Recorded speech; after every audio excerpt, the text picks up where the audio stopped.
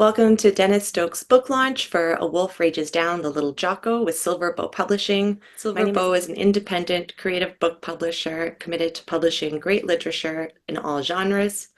Candace James, Poet Laureate Emerita for the City of New Westminster, as well as acclaimed visual artist, musician, singer-songwriter, reviewer, and presenter, is at the helm of Silver Bow Publishing.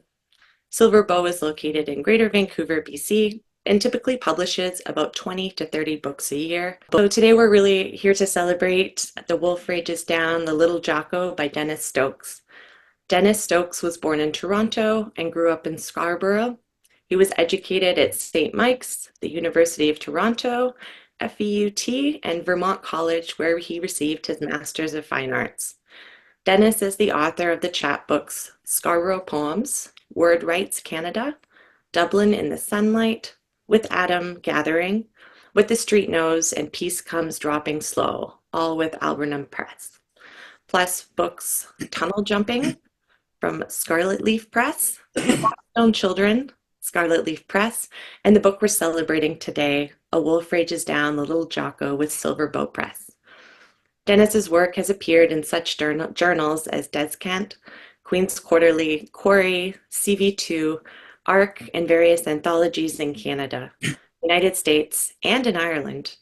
In 1995, he was the winner of the Northern Ontario Writers' Award in Poetry, and his work has been nominated for a Pushcart Prize and a National Magazine Award. Dennis has lived and taught in the Greater Toronto Area, Northern BC, Northern Quebec, and Northern Ontario. He has been teaching Faculty of Education courses and writing courses at Nipissing University. His interests include fastball and other sports. He's an ardent fan of teams in Toronto, canoeing, hiking, the theater, and activist concerns as well. Dennis organizes and hosts the Conspiracy of Three reading series in North Bay, Ontario, one of the longest reading series in Ontario. A dual citizen of Canada and Ireland, Dennis is married to a very patient woman who has blessed him with 4 wonderfully grown-up children. It was a joy for me to chat with Dennis a little bit before this launch kicked off, and I'm really excited to hear what you have to share with us, Dennis. Congratulations, and I'll pass it over to you. Thank you, Megan. Thanks very much.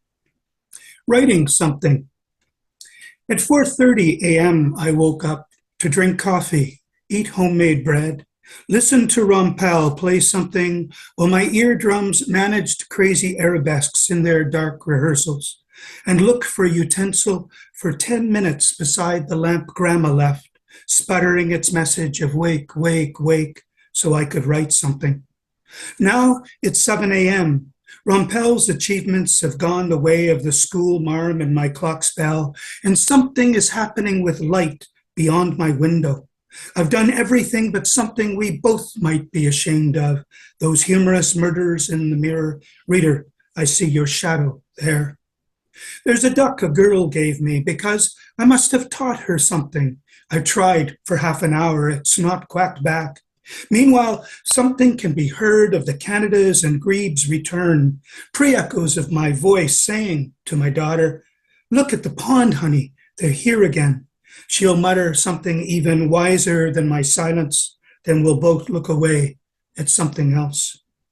I hear a wind picking up near my car wheels. The itchy devils want to go. I've still not written something, so I've been reading how we are kites chasing a wind that gives us something to chase with unmoved wills. Now I am afraid. The sage writes, make no vows, no promise to yourself, such as tomorrow I'll wake at 4:30 and put something down on the empty page. Also, God does not love fools, even his own fools, the sage contends. I look down at my hands, twiddling ink stains, and this page, perfect with that silence, full of nothing but an effort to blank the wind out, tugging at a curtain just a notch, tugging at some wound, praying that something dreadful does not happen to my car, Grandma's lamp, my hockey team. So Megan, you were going to ask a question before I fare forward? That's great. I would love to hear what inspired this collection and maybe a bit about how it fits into your other bodies of work. Thank you. So, firstly, a few acknowledgments. Firstly, I live close to the shores of Lake Nipissing, on the ancestral territory of the Nipissings, covered by the Huron-Robinson Treaty. But I also send out my love and gratitude to other communities within reach from here, particularly several Algonquin communities, particularly Long Point, just across the Ottawa River, and Bear Island, who I've been able to cheer up many times on the mound as they have been batting balls out of the park for years. And I think also of two close friends, Terry Dokis, who passed away 2 years ago from Dokis Reserve, and then my dear friend Ian McCullough, whose mother was from Chapleau and part of that diaspora from Moose Factory. Also, lots of thanks to all the people behind my work over the years, particularly teachers, both writing teachers and teachers in general, colleagues with whom I've worked, particularly at St. Joseph Scholars Hall and Nipissing University. And a little shout out to my visiting chum, John Koistra, who's passed on, in a sense, that legacy, that inheritance in many ways for which I'm grateful. And obviously my family. My family was a family with lots of talk, both my mother's endless reading and my father's endless oratory, and in my own family with Mary and Lara and Denny and Roserin and Meg, who have given me so much strength and inspiration over the years. Thanks especially too to Susan Uenow, who was sort of the first publisher to really take me under her wing and have faith in me.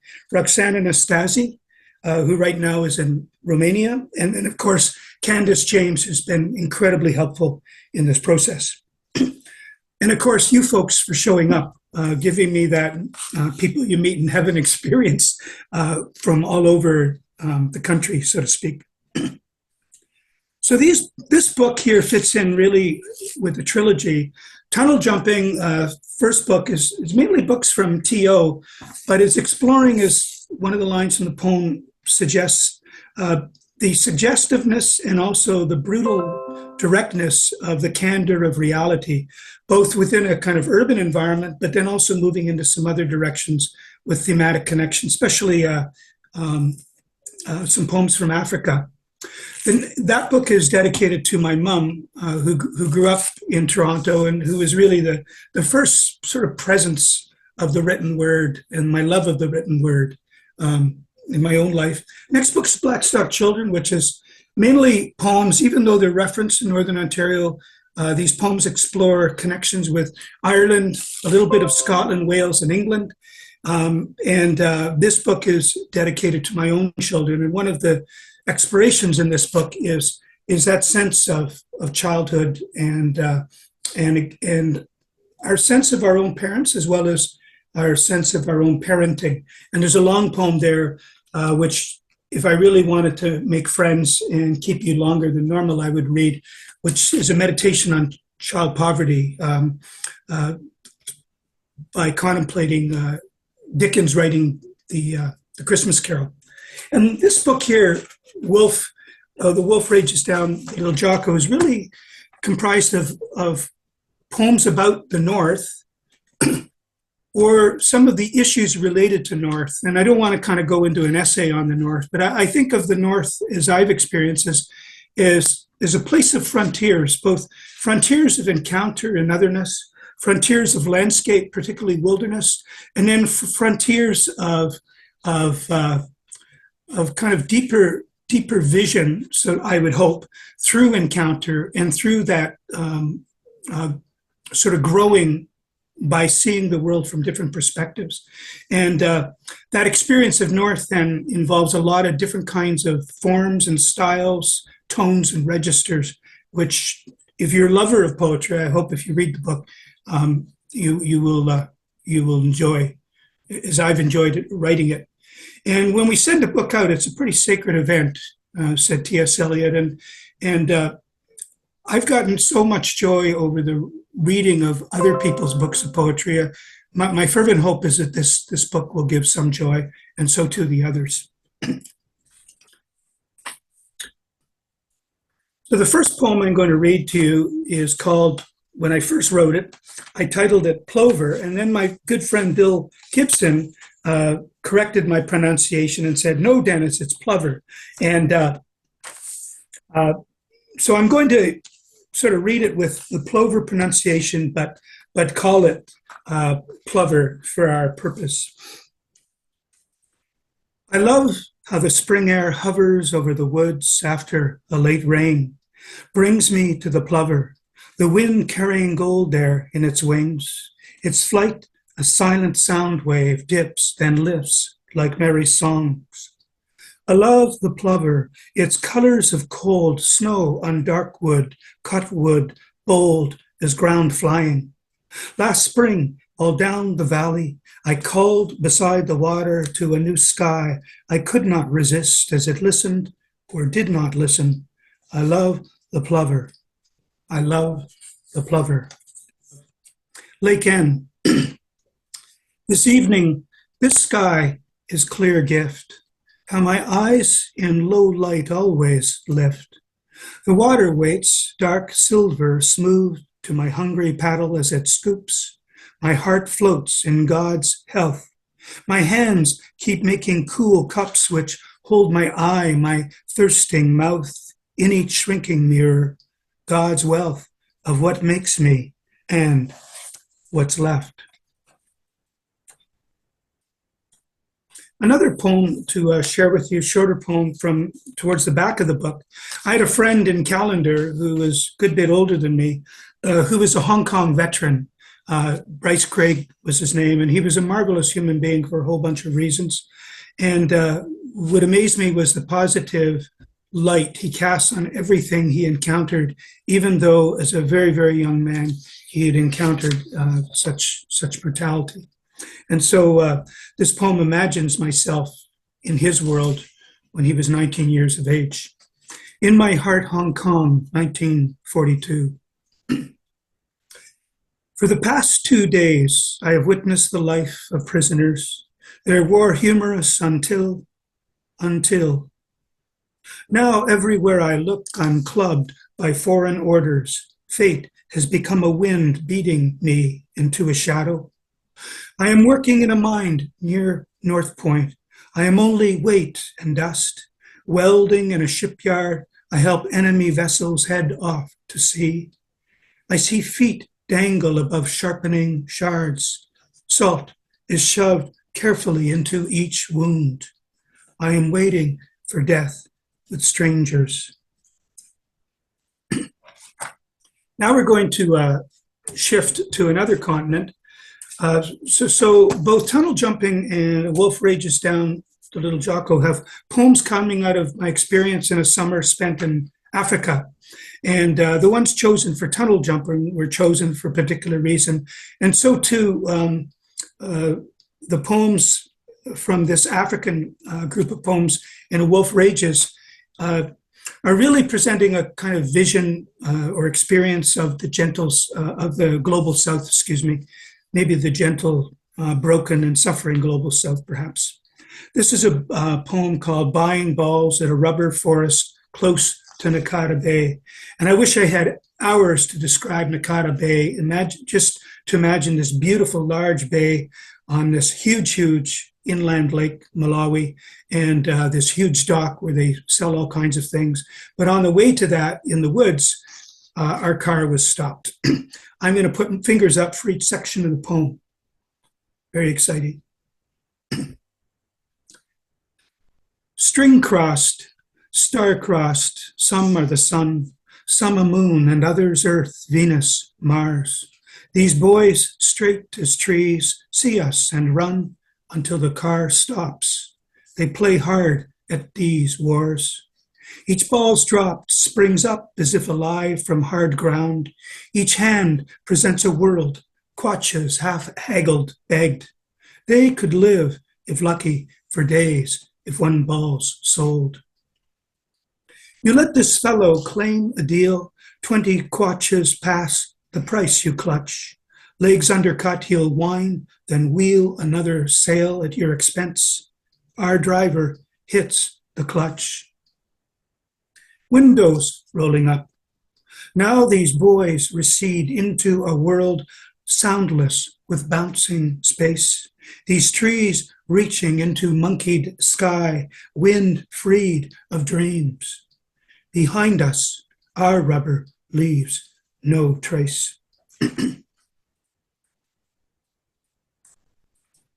So I'm torn here between two poems I want to read out of these African poems. I'm going to read just one of these, and I'm hoping you'll read the other if you get the book. This poem's called Tasting Africa. I am tasting Africa, Yirgacheffe in this cafe, this young woman's eyes silver, a skin all pearl, and her hair a brown river through a wilderness of dream. I am tasting Africa with this scone, listening to a speech I read at 15 for no particular reason, Haile Selassie. The coffee is deep, rich, and dark, but a touch dry on the surface. I lift my cup as one might lift the weight of slaves. I am tasting Africa, Mzuzu of the highlands, orphans clapping in the back streets of Ekwindeni, the ground-rooted expanse of wind across the Nika of swift-footedness and the graced canopies of Brestigia. I'm tasting the kiln fires of Dedsa, the bittersweet chalk of the Technical College in Lilongwe, the blue of Cape Maclear like a kid's freezy, bright deep blue from Livingstonia to the Chipome Valley as I gaze back below, throat gulping at the lake of stars. I am tasting Africa, Harry's Bar, Carlsberg, Hoochie Coochie and Goat's Head and roast chicken, meals prepared by Tammy, sheer, selfless, self-filling art, the blood of Chilambwe, and the marble dust at the monument of Hastings, Kamuzu Banda, on the way to the airport along the winter-dry Kamuzu Road. I am tasting the dew I was then as visitor, perhaps friend, and in the dewdrops quarrels. I am also tasting the muvu farting, assured in pure presence, this is my territory. Crocodiles, fishhawks, all quarter and respect, sheery river of ghosts and bones. I am tasting Africa, and I have stopped dreaming. No Kim Basinger or Meryl Streep waiting beside some dangerous Serengeti. No Peck or Jaluka waiting on the peaks of Kilimanjaro, crying out, sing your song. I am singing of Africa, the song in my ear, an unsung song. I am tasting Kenyan coffee, President's Choice, purchased unlike, I confess, my normal OFT.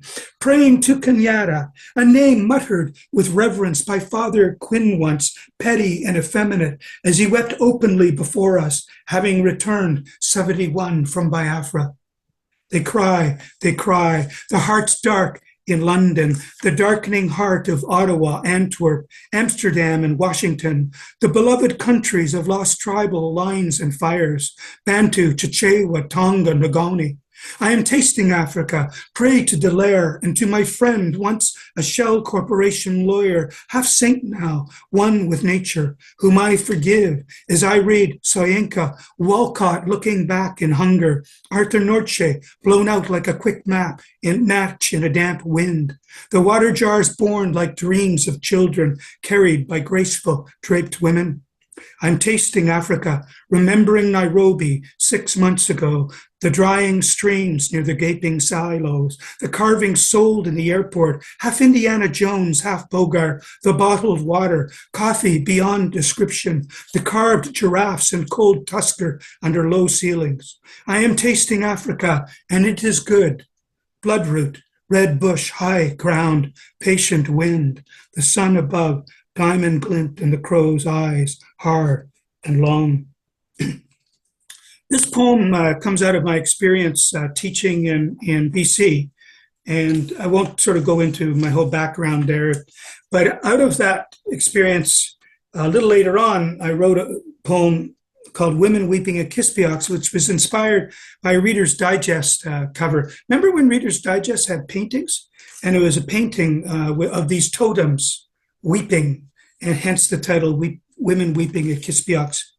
Two mentions, I could mention lots here, but one mentioned Rose Pierre, who was a good friend. She was the first person, we're talking back in the early 80s, who ever told me about residential schools. And Rose went on after her work with our school to be a decorated leader in the development of her own carrier people's language and culture. And then there's a mention of Simon at the last part of the poem. That refers to Simon Gunanoot of Run Indian Run fame, I quote. And the poem was written before Oka, if that helps provide a little bit of context. Women weeping at Kispiox. Their faces are the home posts cut from soft wood of cedar beams. Some red, some black lines barely hold the rain back. There is the beaver clan and the frogs clan, the bear's family, the raven, and all are sad. The Skeena is a mean creek emptied from their veins until the body becomes all water. Their time floats away. I saw the conference at Kispiox. Chief Dan spoke of words, hunters of guns, while trappers defended the Kana bear. The dance was glad, but sad, really, like a last powwow among clouds and thunder and no light. John Stanley spoke of plumbing in Stony Creek. Soon these houses won't stand. All we'll have is our own survival. Return, good bear, he prayed. Helping spirit, trees, relieve us, shelter. The birds wouldn't defend, but there'll be berries, mushrooms. These women's faces soften with their own water. It's hard to know if they're suffering like demons or angels. Their daughter walks manless out of town. Her feet toss sprays of tiny deaths behind her. The sky balances its hoop dance. She sees the earth's egg. She glimpses the raven's shoulders turning into wind. The clouds shift onto the rock face over Trumbler Lake. Sun glint herding near Hazelton, the mantles of the Seven Sisters. These totems, these few remains, weep themselves away. Rose, what shall we do, old friend? Visit Tache, tell of Kassan's ladders for the people, bright fevers reaching back to health. We went to Kispiox, hoped for a few moments while Edgar got drunk, sterile, stoned at 13, Louis stabbed, a misunderstanding beside a cold stove late winter.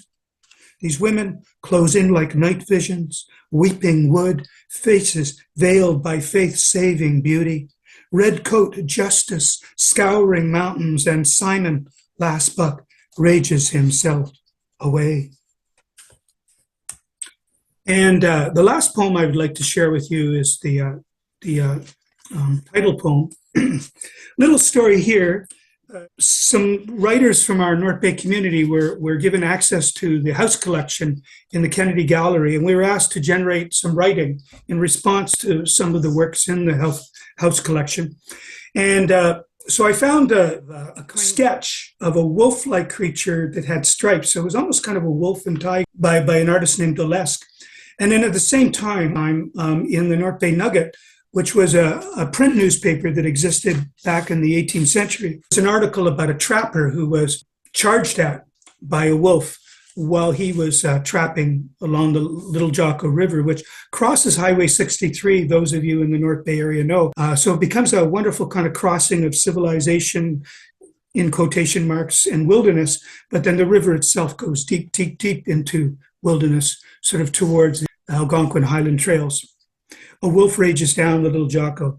And there's a little kind of reference, just to help you appreciate the poem, to a great leader in the civil rights movement in the United States, and also to a great leader in Christianity, a guy named Francis, who gave a talk to some wolves in Gubbio, Italy. A wolf rages down the Little Jocko. This whitening winter, which becomes your life, makes this frozen loneliness crowding your blood.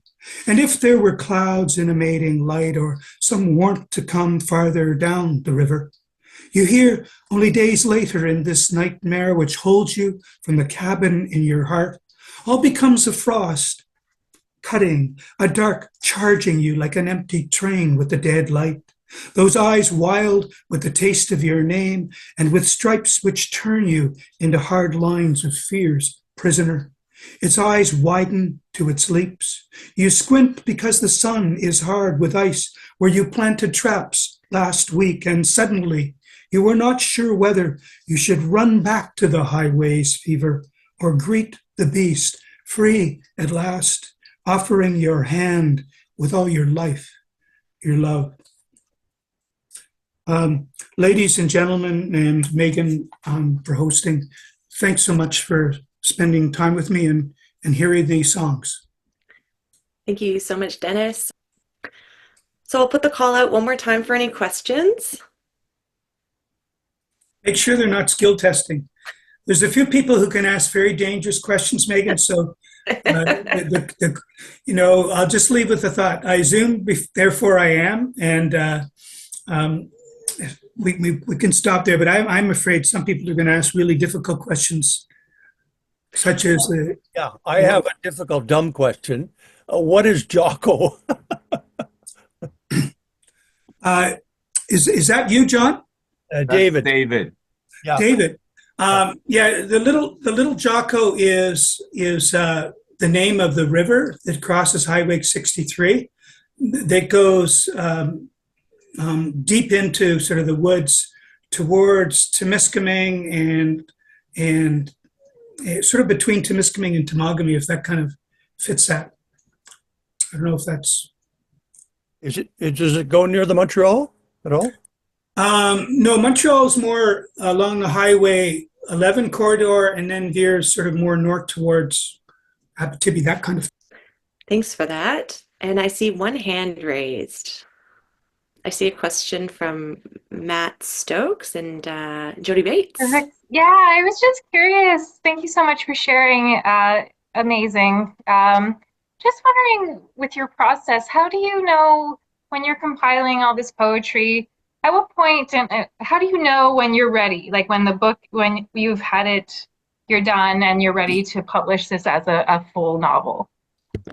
Thanks for that question, Jody, because I did want to talk a little bit about that in terms of these three books. These three books are kind of obviously a trilogy, and even though they're grounded in place, they kind of move off into spiritual directions. And so there's a whole body of work out of 200 years of writing that I've generated. And even though they found homes in different places, when I came back, coming out of retirement, I taught for a year in Northern Quebec in a First Nations community. And I gave myself a stiff talking to and realized that it's time to, as Gerard Manley Hopkins would say, hurrah in the harvest. So I started looking at my whole body of work and seeing threads going through, both in terms of themes, experiences, and what have you. And so out of that came these three books, Tunnel Jumping with a focus maybe in Toronto, but going in a lot of other directions, as you'll see if you read the books. And then Blackstock Children, even though mostly referenced in Ontario, Northern Ontario, a lot of stuff from England, Toronto, England, Ireland, Scotland, Wales, and then the wolf coming from north.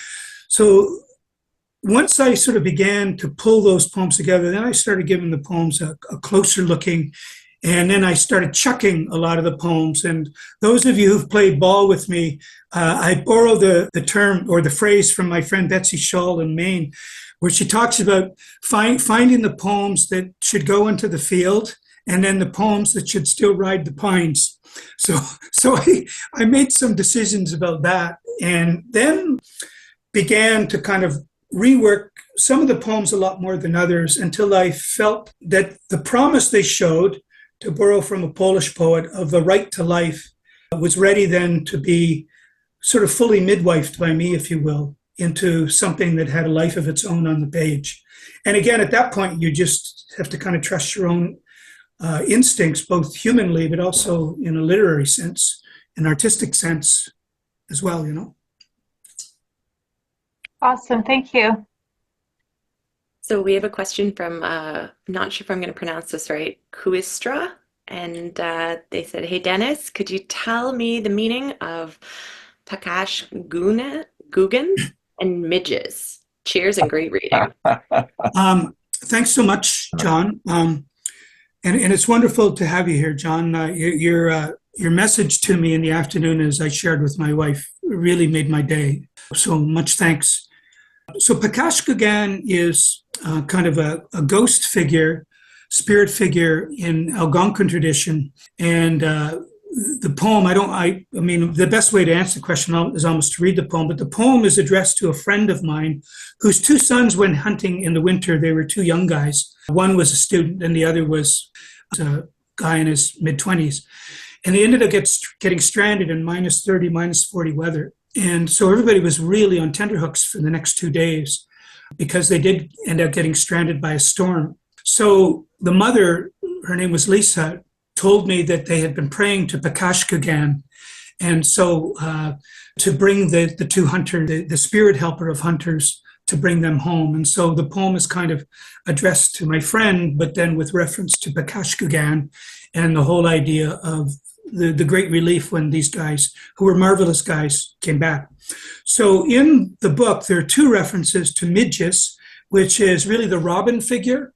And in Anishinaabe and Algonquin legend, Midgis, there's one legend in particular about the Midgis, who is the Robin figure, who is the carrier of the people's stories and songs. And so when I'm using that, I'm trying to create a bridge, whether it's a fellow poet, maybe Indigenous background like my friend Ian McCullough, or I'm just trying to talk about, in this poem, Pakashkagan, a young man who shows promises of being a poet, certainly had great talent and character for that. That sense of both the Robin and also the Midgis, the carrier of the song, the carrier of the story of the people. I don't know if that helps. And Midgis is mentioned in a long sequence that comes from a contemplation of an outdoor Stations of the Cross in northern Quebec, which is a fairly complex poem. I read it at the physical launch through our reading series, and I think some people appreciated it, but I realized that it's a poem that needs to be read aloud after one has read it a good number of times, even though its surface is fairly accessible. It's doing a lot of kind of stick handling with things. Thanks for that question, John. Thanks for being here. Thanks so much. That was a great question. And I guess I will maybe thank everyone for being here to listen to Dennis and introduce a couple more poets or writers. I'm not sure exactly what they're going to read to wrap everything up. So thanks again, Dennis. This has been a joy. I'm going to remove you from the spotlight, and then I'm going to invite David Bridges up. Did I say that right, David? Yes, you did, Megan. And sorry, I couldn't send you a short bio, but Okay. Most people know me, and I'll just say I'm a Cobalt-based poet in northeastern Ontario. Yeah. Wonderful. Well, we're And excited the to hear founder from and the you. organizer of the Spring Pulse Poetry Festival. and also the poetic ambassador for the Ontario Poetry Society. And I could say other things, but David's bigger than me. Yeah. Thank you. Well, we're really happy to have you share something today, David. I will pass it over to you. Well, I've been following the news about the overthrow of the Assad regime, and today I was looking at photos of that dungeon prison, and they're still looking for people in there. They think there's a red room where there's people buried or whatever, but it was just horrific. But I'm happy at the same time. But 7 years ago, when the fighting was pretty fierce, I wrote this poem, and I was really disappointed by the indifferent reaction of world politicians. Yet serious, Assad Day. Diplomats dance in Damascus as a dictator dines on delusions. Children swallow stings of starvation. Diplomats dance an Arab winter waltz without finding another spring.